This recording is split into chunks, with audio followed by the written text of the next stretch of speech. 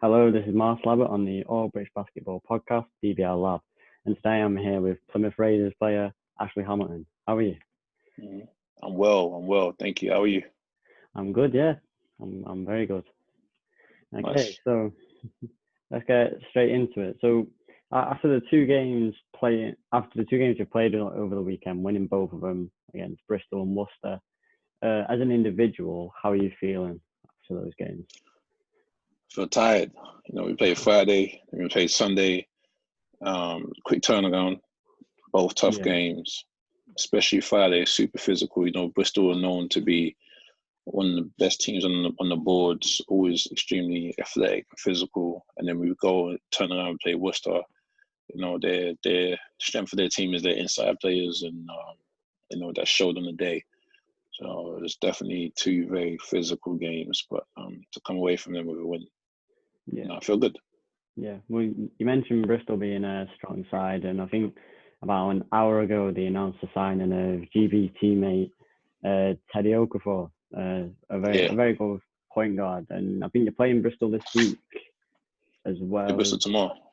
Yeah, so with that, with Bristol adding him to the roster, what is there a different mentality in the Plymouth camp, or I mean, he's just gonna add another level of complexity to their team. I yeah, mean, they're already like a pretty well-rounded team, a strong team, or as it is. But then to add Teddy with his experience, with his playing style, he's a very ball dominant guard who's really going to distribute the ball well and really help all their yeah, guys get the ball in, the right spots and places where they feel comfortable.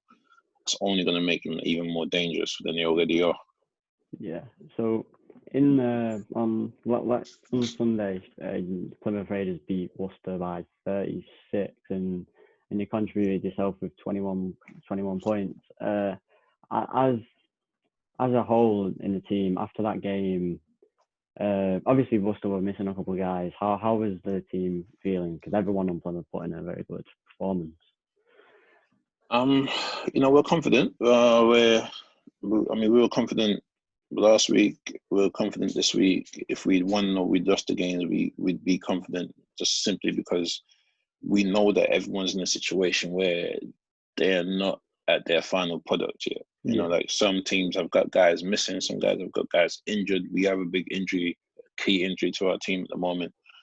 yeah, Our team has only really been together for about 2 weeks, to be honest with you, from yeah, because of COVID, government restrictions, a whole bunch of factors. So everyone is dealing with it. So the main thing for us is like that we're at a point now where we feel that we have something we can build on. yeah, So yes, winning is nice, but like all the teams are going to be different, are going to be looking different in yeah. a week, 2 weeks, a month from now. So I would the main thing for us, like I said, is we're just happy we have something that we can continuously build on from here. Yeah. So looking across the league, across the 11 teams, uh, Mm. who is the team that you're looking forward to playing most across the season? Um, all of them really. I mean, I think my last official BBL game was against Leicester. When Yeah, they beat us in the playoff finals, 2019. So I definitely want to see them. Um, they're looking fantastic. So we've got to be ready for when we play them. Newcastle's been top notch. Always love going up there. See those guys. yeah, Um, everyone is better. Everyone is better. Just the league. It feel. I don't know if you feel it, but it feels like it's improved again. yeah, yeah, Um, definitely. and and quite honestly, I enjoy playing every single team, seeing the guys. Interacting with different guys, seeing how everything is, and seeing where we're at as a league. So I'm looking forward to everything. I wouldn't overlook any team at all, and I Yeah, wouldn't say that one team is going to be more dangerous than another team because like I remember like with when I was at the Royals, there was certain teams just give us a hard time. We couldn't beat certain yeah. teams where we was beating other teams, so you never know how it's going to go, or what the fit is going to be, what the matchups are going to Yeah. be. But I'm looking forward to it all. Okay. So this week as well as the Bristol game, you play the Scorchers. twice, I think, one home and one away. After being in the summer bubble, you would have played against a lot, trained with and trained against a lot of the Surrey guys. So when you take any of that kind of knowledge and use it inside the game? I mean, yeah, of course you have to. It's like, Yeah, I mean, it's not scouting, but it gives you some kind of familiarity with the guys you're going up against. And to be honest, like we've been doing that for years. It's just this is the first year that there were cameras at the bubble, or it was being recorded or whatever. Like it's nothing new. We've been doing that with Creon for years, and if it wasn't with Creon, we've been doing it as as a unit. Like some of us, from the London area, that we get together, we work out every summer anyway, or as often as possible. So we know each other well anyway. But definitely, if we know a guy's tendencies, if we know some of his better moves or something that he likes to go to in certain situations, and got to use that to your advantage. But you got to know that they know that so they might counter, or and they know what you like to do too. So it's all it's a double-edged sword. Yeah. Okay. So so watching the game so far, because I think every team's played at least one game. What team has surprised you the most, good or bad? One team being surprisingly good, or one team disappointing? Who surprised me? I think the game that surprised me the most, I think, was the Manchester Cheshire game. It was just I think it was close at first, and then Manchester just kind of took off. But in the way Cheshire came back, it was definitely a very thrilling game. I mean, it was cool to see. And then apart from that, everything else is kind of just like what I expected or what I'd seen. Like I really don't put too much stock in these early games. Just like I said, because everyone is either like teams that still finding their identity. They got a lot of pieces coming together. Some teams don't have all their players. Some teams have got injuries. But I mean, like Newcastle have looked fantastic. Like I said before, Leicester have looked fantastic. They just their foundation, their culture over there, like with Coach Pat has been second to none in our league, basically. So they're always going to be strong, especially with their core guys over there with Connor and Jamel. The same with Newcastle with Fletch and Drew and the other guys that are bringing in over there. It's always going to be formidable forces to go up against, and then you got the rest of the league. Like Lions are going to be strong. We're trying to be there. Worcester, like I said, they don't have all their pieces yet, but they're playing well. So he's added a lot of stuff over there. They got a gel. Bristol just added Teddy. I mean, you can keep going down the board, man. Like everyone is looking, dangerous. Definitely. In any given night. Yeah, so I can't say someone's necessarily surprised me more than anyone else. I'm just, but I will say that Newcastle and Leicester seem to have adapted at a better rate or a faster rate than some of the other teams. But I'm not really surprised either. Yeah. So moving off the court now, I think a couple of days ago, Carl Wheel tweeted about the teams charging streams, and there was quite a bit of a conversation. I think you got involved yourself. So what's your viewpoint on teams charging over that $5 to watch a game? I think it should be. I think definitely everyone should charge. I think it's important. I think it's unfortunate that that COVID has had to happen for teams to kind of think out the box to try and get some more money in. But it is what it is. Like good things come out of bad situations sometimes. So it's good that teams are being creative about it. I definitely feel like it's important that teams put their best foot forward and provide something that is worth $5.99 a game. So yes, it's expensive, but that like Bristol, if you look at how they've done it, their production has been top notch. I think Tom from Surrey, Tom Bonnett's got something planned for Friday for Surrey. And I would like to see something where there's a league subscription again, like this notion of the league coming together and doing stuff together. Because at the moment, every business, every organization is doing what is necessary for them or what they see Yeah. fits them.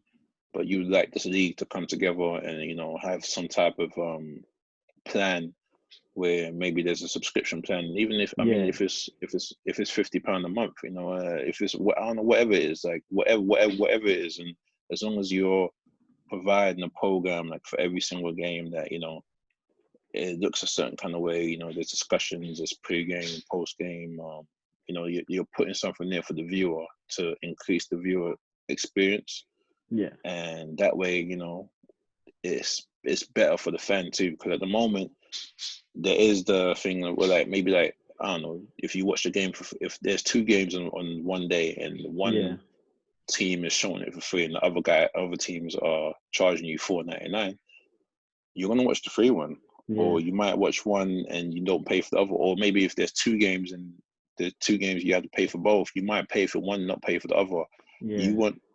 And that's it kind of stifles the some of the attention that's supposed to go to the product. You want people to talk about it as much as possible. You want people to be involved.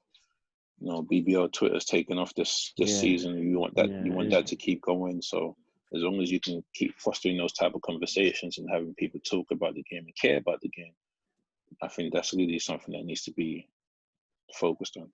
Yeah.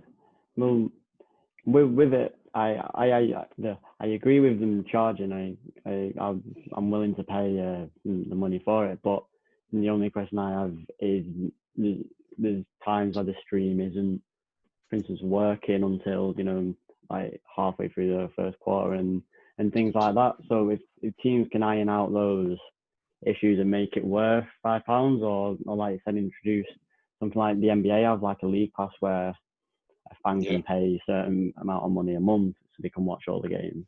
I think it would exactly. It would introduce more fans, and more fans would be willing to watch.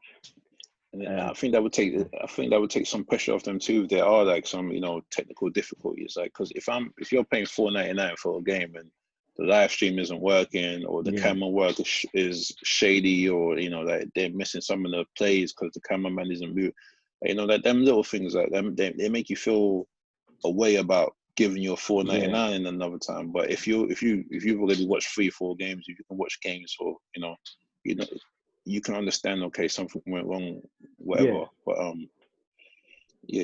I hope it gets to a point where it's a subscription service, like something similar to a league pass, but like our own version of it. And we need a BBL TV, I guess, or some type of program or something. That, you know what I mean? Like, just to help the viewer, and again to help the viewing experience. So it's not necessarily like, right now. You got to remember, like a lot of people that are buying it are just already people who are fans of our sport. You have to make it enticing for people who like basketball or have heard about basketball, but maybe haven't seen it before. So. I think with the introduction of Sky, I think that will help bringing in new fans, because I know myself, you can be scrolling through and then you'll click on something random, and then if the person ends up enjoying it, then you might continue to follow the sport. So, but then I don't know the amount of people it would bring in, and I'm not sure the amount of games. Is it 30 games? I think it's 30 games. It's 30 games this year, 30 games next year. Okay. Yeah. So we'll see. Yeah, definitely. So back, what question? Yeah. Okay. So as a Raider, how far do you think the Raiders can go in the cup? And is the Plymouth Raiders using this as a way to prepare for the league, or is the mentality definitely to try and win the BBL Cup? I mean, we're trying to win the BBL Cup. I think we can win the cup. But at the same time, we're using this as preparation for the season. This is our preseason. We had no scrimmages. We have no games. Barely had the team together before we played that game on Friday. So, every game is a learning experience, and we're trying to build up all the time. But I see no reason for us not to compete for the cup. I see no reason for us not to try and win the cup. and I don't Yeah. see any reason for us not to be able to win the cup. Now, if that happens, we'll see. Yeah. But that's our goal. But at the same time, it is our preseason. It is what we're using to prepare for the rest of the league and other tournaments, other competitions that's going to be going on this season. Yeah. Okay. So moving on to GB now. I think yesterday the 24-man squad was announced, and your name was in it. So heading into the GB international window against France and is it Montenegro? Montenegro, yeah. Yeah. What's your mentality going into the GB camp? Just stay ready, man. Whatever my role is for this team, for this window, whatever my situation is, just have to be ready to go out there and perform and trying to help the team win.